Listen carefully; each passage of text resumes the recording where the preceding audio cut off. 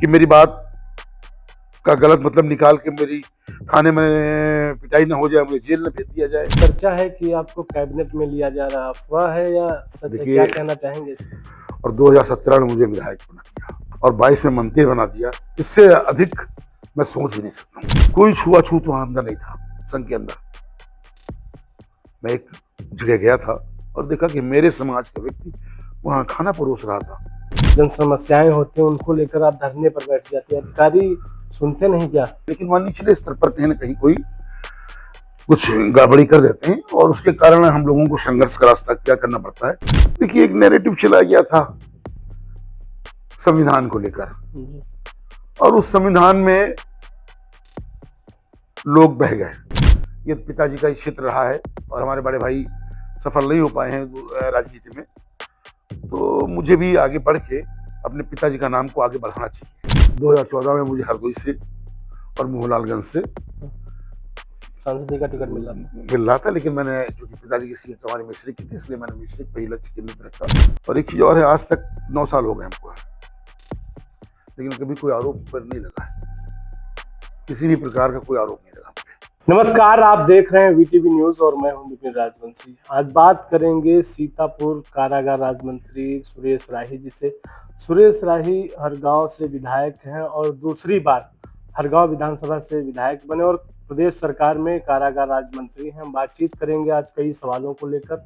आपको बता दें कि सुरेश राही पूर्व केंद्रीय मंत्री स्वर्गीय रामलाल राही जी के छोटे बेटे हैं और राही जी की अगर बात करें तो 4 बार सांसद और 2 बार विधायक रहे थे। हम कई सवालों को आज बातचीत करेंगे। वीटीवी न्यूज से बातचीत करने के लिए आपको बहुत बहुत धन्यवाद। मंत्री जी, पहला सवाल है हमारा कि 2025 हो चुका है और 2026 चल रहा है। ऐसे में काफी उम्मीदें हैं जनता को हरगांव की, तो क्या 2026 में ऐसा करेंगे, क्योंकि 27 में चुनाव भी होने वाला है? देखिए, अगर जनता की बात करें, आजादी के बाद अगर सही मायने में सरकार की योजनाएं धरातल पर आई और लोगों को उन योजनाओं का लाभ मिला, तो सिर्फ भारतीय जनता पार्टी की सरकार है। आज आप देखिए, अगर आप गांव की तरफ जाते होंगे, देखते होंगे पक्के घर, गांव में बिजली, पक्की सड़कें, नल, पानी की टंकियां बन रही हैं। तो ये जो मूलभूत सुविधाएं थी गांव के लिए, जो आम जनता के लिए होनी चाहिए थी, वो भारतीय जनता पार्टी की सरकार में ही आएगी। और आज जनता भारतीय जनता पार्टी की सरकार से बहुत प्रसन्न है और हर कार्यक्रम में हमारे शरीक होती है जनता। तो हम निश्चित रूप से कह सकते हैं कि 26 चल रहा है, 27 में चुनाव है और 27 में भी जनता हमारे साथ ही रहेगी, क्योंकि उसको पता है। देखिए, सन 2014 के पहले जो एक माहौल था उत्तर प्रदेश के अंदर, जो एक भय का वातावरण था, एक डर का वातावरण था, आम जनमानस कोई बात अपनी कहने से पहले डरता था, 4 बार सोचता था कि मेरी बात का गलत मतलब निकाल के मेरी थाने में पिटाई ना हो जाए, मुझे जेल में भेज दिया जाए। आज आप देखते हैं सोशल मीडिया के माध्यम से लोग अपनी बात हम लोग को भी कहते हैं। अगर हम कुछ हमसे गलत हो जाता है तो तत्काल उस पर सोशल मीडिया पर जाती है, वो बिना भय के आती है, क्योंकि उनको मालूम है भारतीय जनता पार्टी की सरकार है और भारतीय जनता पार्टी के जो जनप्रतिनिधि हैं वो न्याय में विश्वास करते हैं। या हम गलती करते हैं तो उसको स्वीकारते भी हैं। और यही कारण है कि लगातार जनता हम लोग के साथ में, चाहे केंद्र सरकार में रही हो, चाहे उत्तर प्रदेश सरकार में रही हो, बराबर हमारे साथ में है। मंत्री जी, बाबूजी जो थे वो कांग्रेस की राजनीति कर रहे थे, आपको भाजपा क्यों पसंद आई? भाजपा में आ गए, आप विधायक भी बन गए, मंत्री भी बन गए। देखिए, पिताजी से जो भी मैंने सीखा है राजनीति, मैंने उन्हीं से सीखी है कि किस तरीके से राजनीति में आप आगे बढ़ सकते हो। और उसके लिए जो सबसे पहला मूल मंत्र है उनका, जनता के बीच में रहना। ये जनता रात को 12 बजे भी आती है तो आपको उनसे मिलना पड़ेगा। ये नहीं कि हम सो गए, और लगातार उनके लिए संघर्ष करना। जब कभी आवश्यकता पड़े, आप पद पे हो, सत्ता में है, फिर भी उनके साथ संघर्ष आपको करना पड़ता है। तो जो मूल मंत्र था उनका, हमारा वही था। और रही बात भारतीय जनता पार्टी की राजनीति की, अगर बात करें तो हमारे पिताजी राजनीति में रहे, 4 बार सांसद रहे, 2 बार विधायक रहे, फिर हमारे बड़े भाई विधायक बने एक बार, लेकिन उसके बाद राजनीति हमारे घर से शून्य हो गई। और फिर मुझे लगा कि क्यों ना मुझे भी राजनीति में जाना चाहिए।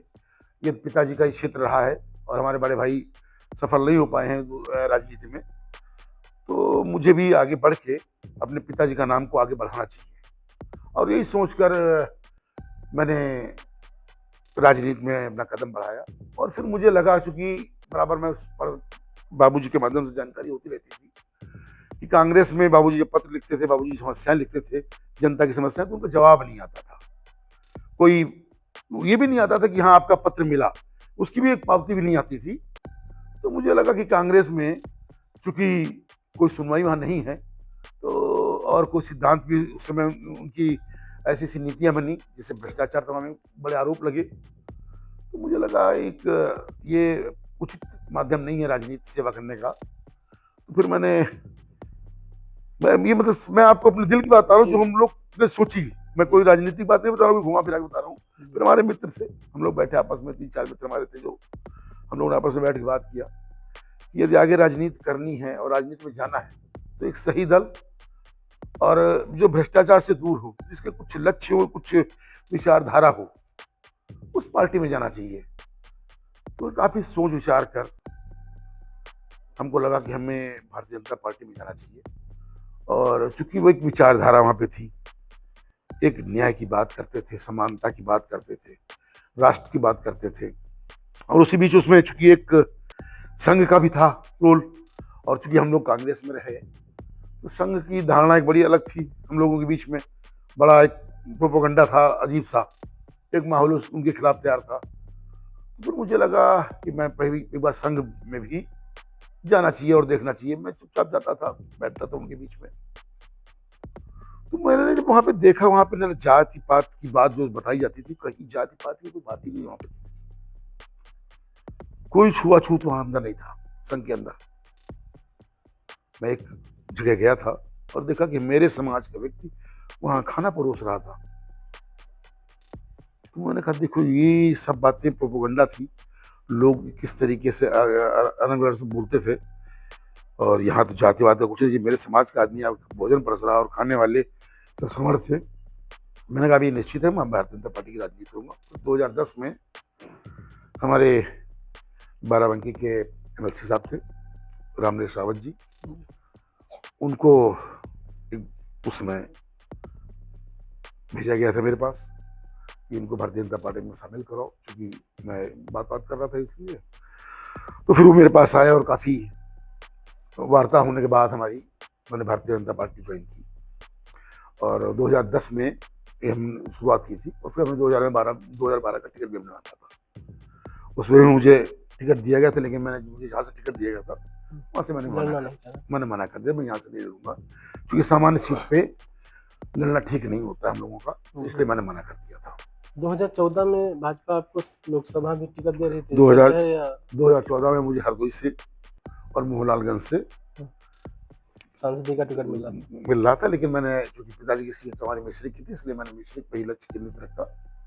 और मैंने कहा कि मैं अभी कहीं नहीं लड़ूंगा, अगर मिश्रिक होगा ठीक है, अदरवाइज मैं पार्टी में बार बार बना रहूंगा। 2017 में मिला, और 2017 में मुझे हरगांव से विधानसभा का टिकट दिया, और इसलिए दिया कि आपके पिताजी वहाँ पे विधायक रहे, इसलिए मैंने कहा ठीक है, ये हमारे पिताजी की सीट है, इसलिए मैं यहाँ से लड़ सकता हूँ। अभी ने आपने जाति की बात कही, इस समय जो मुद्दा चल रहा है, इस समय ज्यादातर जातिवाद को लेकर चल रहा है, कैसे देखते हैं इस जातिवाद के मुद्दे को लेकर? देखिए, अगर सही मायने में बात की जाए अगर जो, तो जाति आधारित राजनीति देश के लिए बड़ी घातक है, समाज के लिए बड़ी घातक है। हमें इन जाति के भेदभाव से दूर होकर, यदि हम चाहते हैं हमारा देश तरक्की करे, समाज आगे बढ़े, तो हमें जाति के भेदभाव को भूलना पड़ेगा, और मिलजुल कर ही आगे आप बढ़ेंगे, तभी हमारा देश और हमारा समाज दोनों तरक्की करेंगे। एक चर्चा है मंत्री जी, अभी कैबिनेट का विस्तार हो रहा है, मंत्रिमंडल का विस्तार हो रहा है, चर्चा है कि आपको कैबिनेट में लिया जा रहा, अफवाह है या सच है? क्या कहना चाहेंगे इस पे? मैं एक बात आपसे कहना चाहूंगा इस विषय पर। सन 2010 में भारतीय जनता पार्टी में आया, और 2017 में मुझे विधायक बना दिया, और 22 में मंत्री बना दिया। इससे अधिक मैं सोच भी नहीं सकता हूँ। इतनी जल्दी सब कुछ मुझे पार्टी ने दिया है, तो इससे अधिक मैं नहीं सोचता हूँ। जो मुझे जो मिला है वो पर्याप्त मेरे लिए। 2027 का प्लान क्या है? तो बस जनता की सेवा करना है और जो पार्टी के निर्देश है उसी पे हम लोग काम कर रहे हैं। लगातार जनता के बीच में रहना, उनकी समस्याओं को देखना और उनको हल करना। कई ऐसे मौके देखे जहां पर आप धरने पे बैठ जाते हैं, जो फरियादी होते हैं, जो जन समस्याएं होती हैं, उनको लेकर आप धरने पर बैठ जाते हैं। अधिकारी सुनते नहीं क्या? देखिए नहीं, अधिकारी सुनते हैं, अधिकारी जिले से आदेश देते हैं, लेकिन वहाँ निचले स्तर पर कहीं ना कहीं कोई कुछ गड़बड़ी कर देते हैं और उसके कारण हम लोगों को संघर्ष का रास्ता अख्तियार करना पड़ता है। और यदि जनता परेशान है तो हमें संघर्ष करना ही पड़ेगा। हम सत्ता में, इसका मतलब ये नहीं कि जनता परेशान करे और चुपचाप बैठे रहे। अगर जनता परेशान होगी तो हमें संघर्ष करना ही पड़ेगा, अपनी बात ऊपर तक पहुंचानी पड़ती है। तो और अभी जब मैं विधायक था तभी मैंने यही किया था किसानों के साथ। जब अधिकारियों ने गलत दुर्व्यवहार किया तो मैं भी उसमें भी धरने में बैठ गया था। मैं, जनता ही हम लोग के साथ है, जनता के लिए। और जनता ने हम लोगों को बनाया है, हमारी सरकार को जनता ने बनाया है। जनता को अधिकारीगण या कर्मचारी पीड़ित करेंगे तो हमें संघर्ष का रास्ता क्या करना पड़ता है। लोकसभा चुनाव में क्या कारण रहा कि धौरारा से रेखा वर्मा हार गई और सपा के आनंद भदौरिया वहां से जीत गए? देखिए, एक नैरेटिव चला गया था संविधान को लेकर, और उस संविधान में लोग बह गए। उन्हें लगा कि शायद ये लोग सही कह रहे हैं, लेकिन ऐसा कुछ भी नहीं था।